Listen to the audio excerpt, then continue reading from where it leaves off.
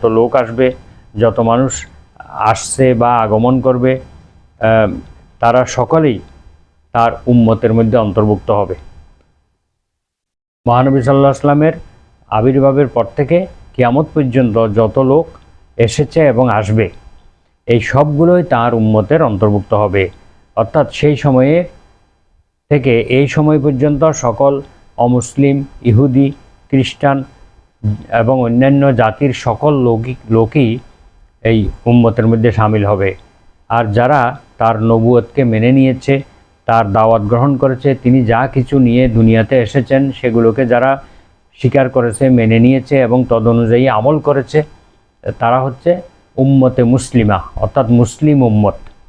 আর যারা তার নবুয়তকে স্বীকার করে নাই বা স্বীকার করে না, এবং যারা তার দাওয়াতকে গ্রহণ করে নাই এবং এখনও করে না, তারা সকলে হচ্ছে উম্মতে দাওয়া, অর্থাৎ তার দাওয়াতকৃত উম্মত বা আনুগত্যহীন উম্মত।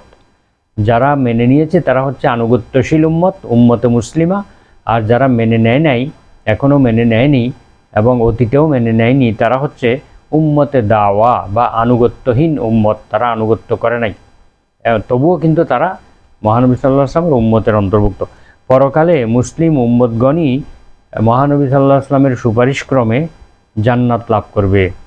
আর যারা তার দাওয়াত গ্রহণ করে নাই, অর্থাৎ যারা ইসলাম গ্রহণ করে নাই, তারা হবে চিরকাল জাহান্নামী।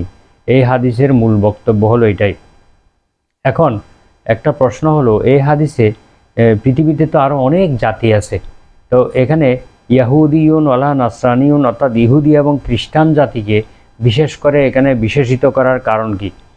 এর কারণ হচ্ছে রাসূলুল্লাহ সাল্লাল্লাহু আলাইহি ওয়াসাল্লামের আবির্ভাবের পর পৃথিবীতে যত মানুষ বিদ্যমান ছিল, বর্তমান ছিল, কিয়ামত পর্যন্ত যত মানুষ এই পৃথিবীতে আগমন করবে, যেই ধর্মে সেই বিশ্বাসী হোক না কেন, এবং সকলকেই রাসূলুল্লাহ সাল্লাল্লাহু আলাইহি ওয়াসাল্লামের উম্মতে দাওয়ার অন্তর্ভুক্ত হবে। সকলেই রাসূল সাল্লাল্লাহু আলাইহি ওয়াসাল্লামের উম্মতে দাওয়া বা আনুগত্যহীন উম্মত, অর্থাৎ তাদেরকে দাওয়াত দেওয়া হয়েছে এমন উম্মত।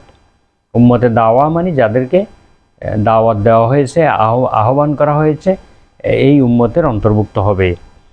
এতৎসত্ত্বেও আলোচ্য হাদিসে ইহুদি এবং খ্রিস্টান এই দুই ধর্মাবলম্বীকে বিশেষভাবে উল্লেখ করার কারণ হলো, তারা আখেরি নবী মুহাম্মদ সাল্লাল্লাহু আলাইহি ওয়াসাল্লামের নবুয়তে যদি বিশ্বাস স্থাপন না করার কারণে এবং পথভ্রষ্ট হয়ে যায়, কিন্তু তারা যে ধর্মমতের অনুসারী হওয়ার দাবি করতেছে তা অবশ্যই একটি ঐশী ধর্ম। ইহুদি খ্রিস্টান তারা